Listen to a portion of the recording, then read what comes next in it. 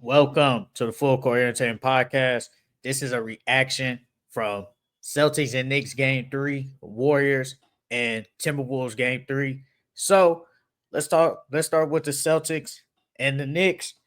Obviously, the Knicks go down 2-0. Sorry. The Knicks are up 2-0 in the series against the Boston Celtics. Celtics are in must-win territory. They had to get a win in Game 3 against the Knicks. They got to win 115-93. And we talked about it a couple of days ago how the Knicks defense has been making it hard for the Celtics to get shots, to hit wide open shots. They couldn't hit their threes down. They couldn't hit their threes. Jason Tatum, Jaylen Brown, everybody's been playing bad. Everybody on that team, but especially Jason Tatum. He's the best player. He's going to get most of the blame. But in yesterday's game, Jason Tatum finally had a decent game, 22 points, 9 rebounds, 7 assists. He was 5 from 9 from the three, but he was 8 for 20 from the field. That's really not the best, but he did play better than the first two games. Jaylen Brown, 19 points, 7 from 18, 6 boards, 5 assists. He played a little bit better, but not like really great. I just think today, in game 3, they kept the lead. They didn't let the Knicks get back into the game. That's what's been the problem. How the Knicks were able to get back into the games in the fourth quarter. Because I said it last time. I said the Celtics have been the better team like 90% of this series. They just have. It's just in the last 6 minutes of the game. Well, really in the third quarter, late in the third quarter, you can see the Knicks getting closer, closer, closer. And then here come in the fourth quarter, the Celtics let the lead get away. Next thing you know, they lose the game. This time that didn't happen.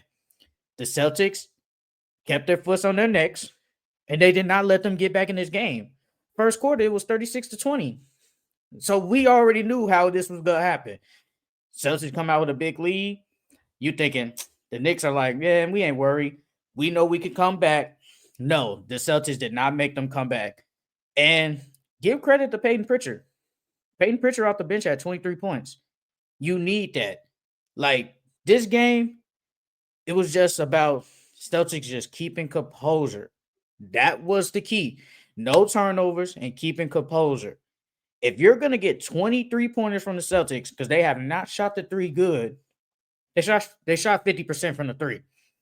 That's all you ask for. And I was telling my co-host, I said, look, if they could just hit their threes, they can win the game. This is the Celtics. This has been them for the last year. They won a championship last year doing the exact same thing. And now that they lost 2 games because they was breaking and missing threes, now we're on their case. No, they finally hit their threes. And the Knicks really didn't hit their threes. The Knicks only went 5 for 25. I just think the Knicks, they probably just didn't come to play today. They didn't. Mikal only had 12 points. OG only had 2. That's kind of a disappointment because in the last couple of games, he's actually been pretty decent. Especially in game 1, he had like 26 points. He was really good in game 1.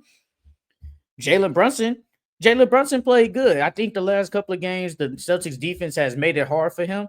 And today and yesterday, I thought he played pretty good. I thought he played pretty good, but it was just too much for the Celtics.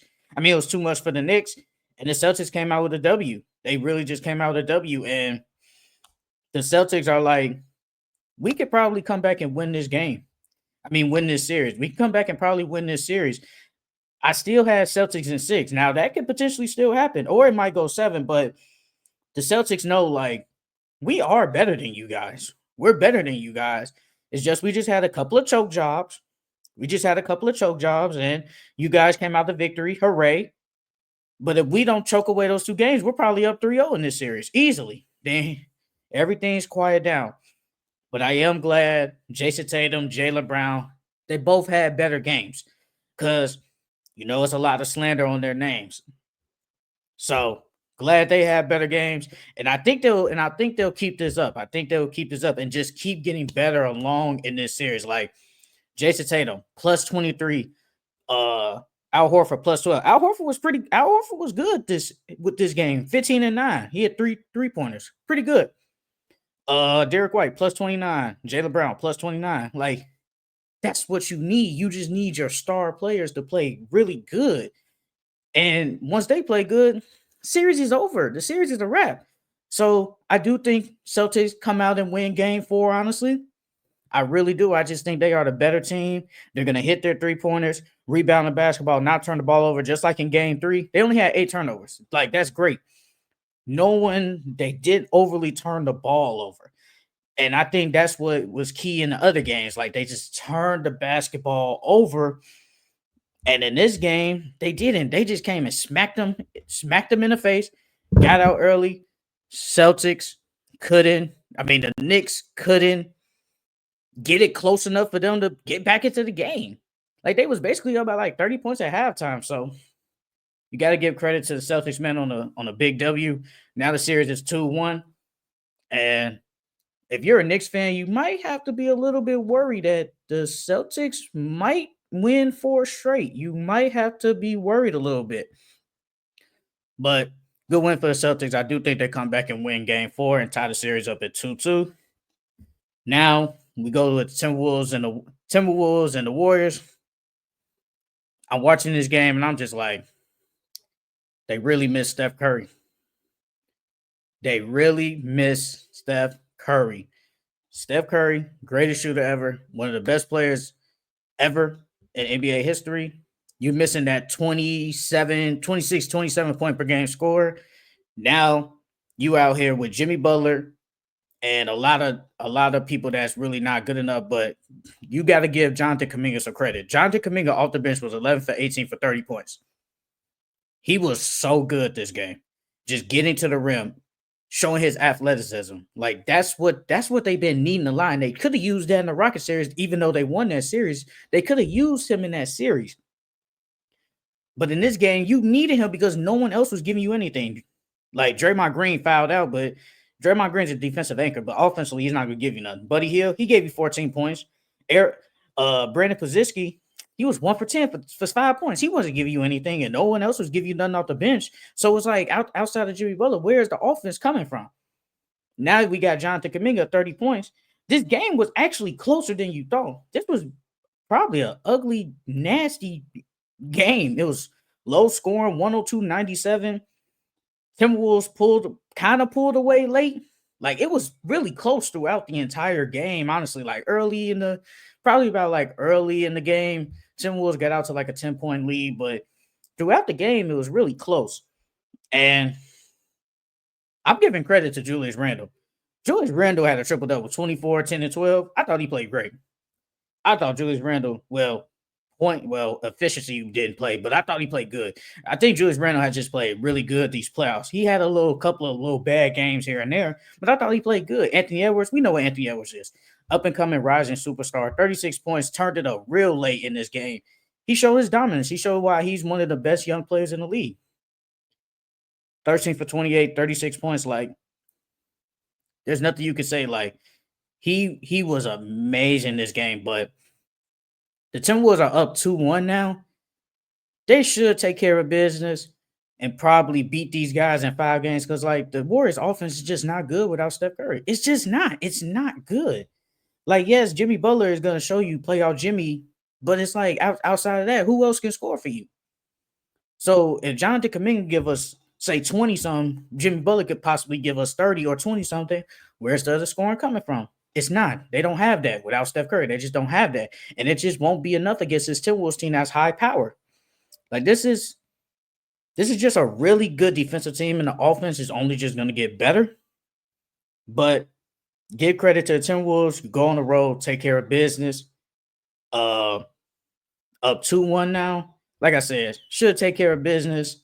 Should take care of business in game 4. Because you don't want the Warriors to get a win. Then it goes back to 6, and that's the target. And everybody's saying the return date for Steph Curry is in game 6. You don't want to have to play a game when Steph Curry comes, and then he could be a game changer. Like, you just don't want that. So you guys got to take care of business, beat these guys again on the road. They go home in game 5 and end it. Because Steph Curry, game changer. He is a game changer. And you know he could get hot anytime. So They just got to win. But I I like how Timberwolves out rebounded them. You might have to cut the turnovers down, but I've always said rebound the basketball. You guys are the bigger team. You guys have the length. The Warriors are a small team. They don't really have nobody to crash the boards. So you just got to out rebound them. That's all you have to do. Just out rebound them. You might have the players to outscore them, but just out rebound them. And that's exactly what they did. So give the Timberwolves some credit. Got the win. Now just take care of business. And for today's games, Nuggets and Thunder,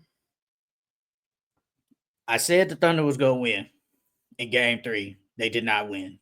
Nuggets won. But I'm going to go with the Thunder. I think the Thunder do get this W and tie this series up, man. I think Shai Gilgeous has a bounce back game because he did not play good. He did not play good in game 3. He didn't. He just didn't play good. And that's unlike him. He's going to be the MVP, but to have only like 18 points, no, that's unacceptable. J-Dub had 32, but you're the best player. And to go into overtime and just not like score at all, that's terrible. So I think Shai Gilgeous and the Thunder bounce back. They even this series up because they need this. Because I feel like if they lose this game and go down 3-1, it might be over for them. So Shai Gilgeous, Alexander, and them, they get this W, man, and tie this series up. And Pacers and the Cavs. I said Cavs go win game 3. That's exactly what they did. They blew them out. Now, I do think the Cavs tie this series up. Donovan Mitchell has been the best player in the playoffs so far. He's averaging basically like 30-something points per game. He's been the best player. He's not getting talked about. And I think he deserves some more love because he's getting pushed to the side. No one's talking about him.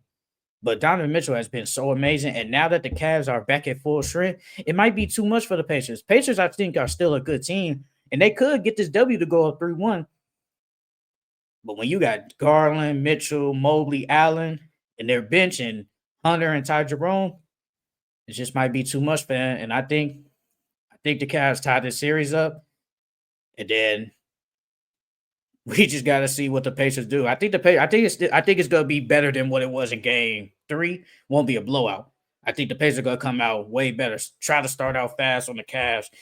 Like, both these teams really aren't the defensive. They don't have the defense like that, but the Cavs have a better defense than the Pacers.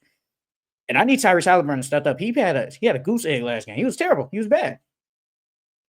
You have to be more aggressive. Like, you can't be out here scoring 4 points, and you have to get everybody else involved. And I don't think he was doing that, really. He wasn't getting everybody else involved. So I think Tyrese Halliburton has a bounce-back game, but I do think the Cavs win this game, and they tie the series up, man, 2-2.